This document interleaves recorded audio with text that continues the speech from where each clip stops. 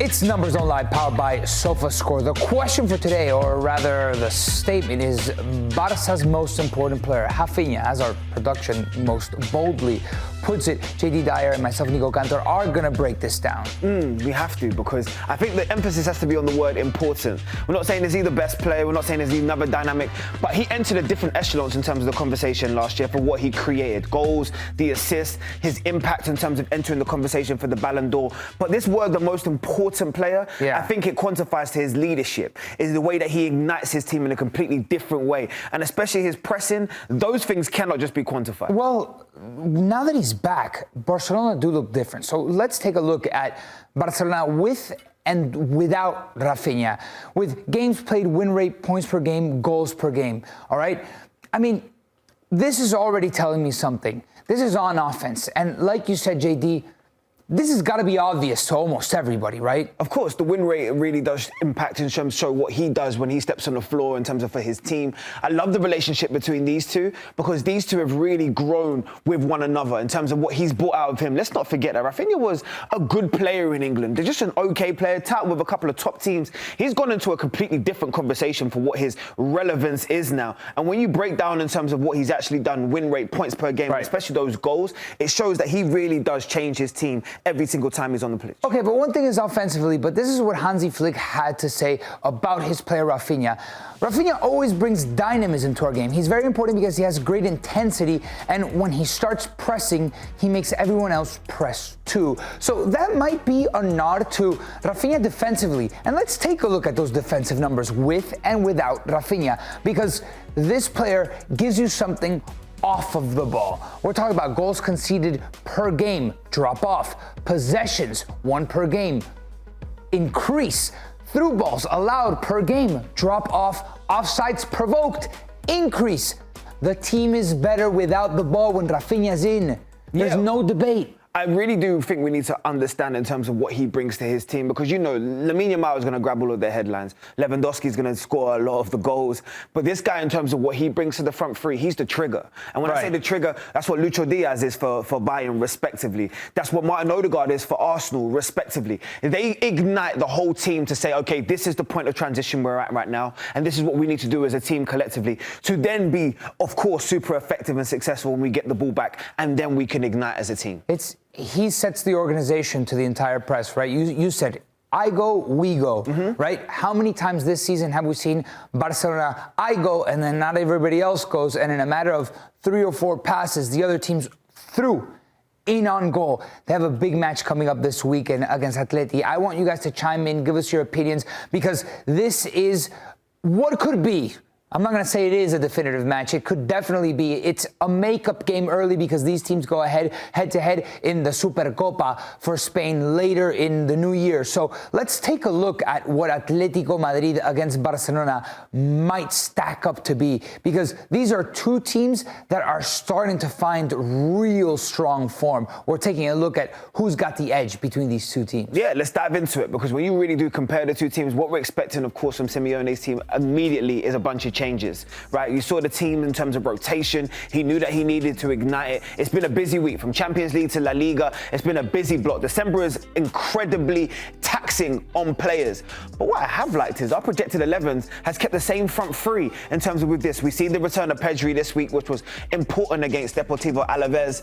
And I love the sign of respect that they gave him. When he came back on the pitch, what's the first thing they did? They gave him the captain's armband. As almost to say a welcome home. What I like, though, in terms of with the Simeone team, there's going to be changes in a lot of industry within that midfield. Koke, Gallagher, Barrios. Those are going to bring a different dynamic in terms of pressing on this team, creating different transition plays, and hopefully catch them on the break. Still no Llorente, though. He is a critical component for Atlético Madrid. So we'll see how Nahuel Molina combines with Giuliano Simeone. So let's compare these two teams. We use a Z-score rating, and to explain what a Z-score rating it is the following. We got 4 different components, right? Attack, defense, possession, and intensity.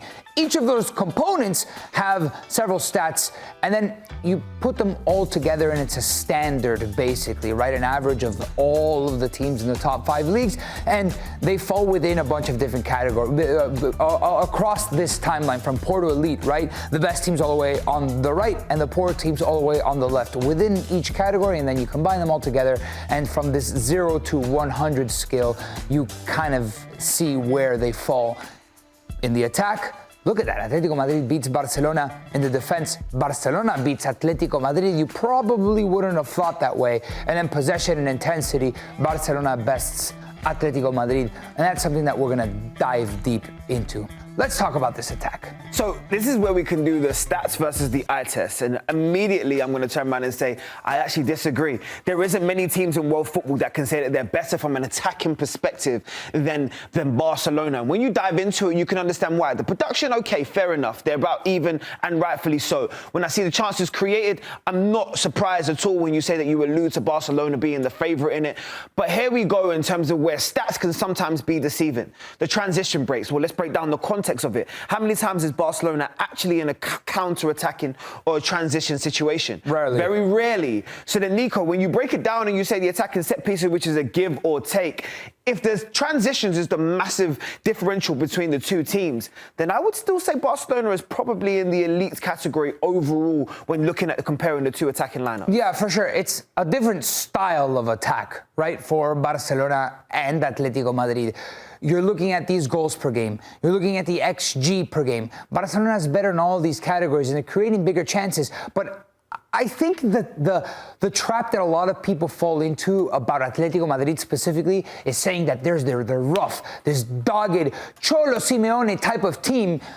But really, if you look at them over the past 2 years, especially since Julián Alvarez has arrived, they're actually a pretty offensive team. They score a lot of goals, they produce a lot of chances, and in fact, it's defensively, and we'll get to defensively in a second, where Atletico Madrid over this season and the season before hasn't looked that great. But let's look at the best attacking players. Okay. In Lamine Yamal, for example, and then Julián Alvarez, because Lamine, we want to see him evolve, and I think we are seeing him taking a next step in his career. The evolution has been clear. And I asked you a question but pre-production. I said, but has he been that much better this year than previous years? Well, clearly, according to numbers, yes. Maybe he's just being way more decisive because the minutes per game in terms of the goals and the assists has clearly shot up. It's actually under 90 minutes. You expect him to impact the game in the final third at least once in that game. Successful dribbles, that remains a key component in terms of his game. Key passes, and of course, the shots are roughly around the same. But what you're seeing in terms of the eye test is there's an inner confidence now. There's an understanding I'm the best player in the world, and my team needs me if I'm going to ignite and we're going to go that one step further. He has shouldered a bigger responsibility this season as he gets better, but also these numbers are skewed in his favor because Raphinha has been out for a very long time, and Raphinha was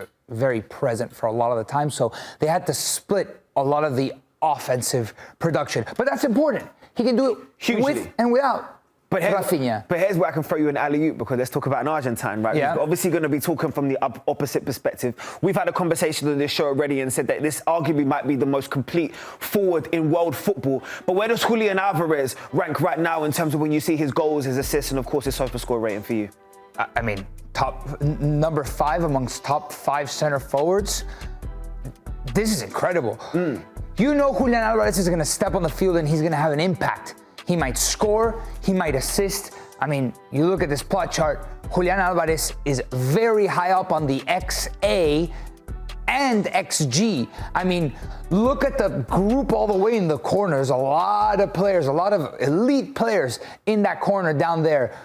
And Julián Alvarez is near the top, right? Better XA than Mbappe. Obviously, not the expected goals that Mbappe has because Mbappe is Mbappe. But there's, I mean, 1, 2, 3, 4, 5 players that are just better than him. Julián Alvarez is the real deal, and I think we've all known that. Pretty incredible to see him that high. So when you weigh it up now, is he licking his lips because he's looked at those defensive woes that Barcelona have had this year, the problems with the high back line, and of course the free balls that's been allowed. This right here has to be a recipe for success, especially looking how good they've been in the transition. Man, you break Barcelona's high line and you play a through ball and you're in, right?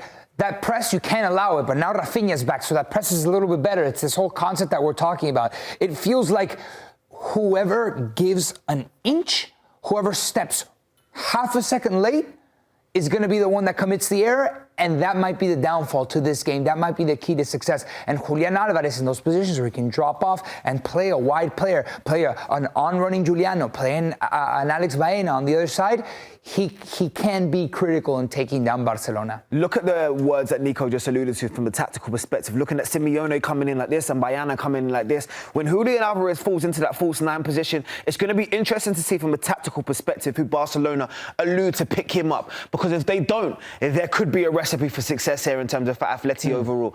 But I love the fact that we can transition through all of these. We can look at the attacking, but let's look at all of it. Let's look at wider scale, right? Yeah, all right. So we got a couple more categories to get through, right? So defense, Atlético Madrid, shot suppression. I think this is what they're so good at. Barcelona is going to lack in these categories because, well, they're chasing a lot of the time when they have to defend, right? Because they play that high line. Goalkeeping, not so great. Even worse, Atlético Madrid on the goalkeeping. And we're going to go into that in just 1 second.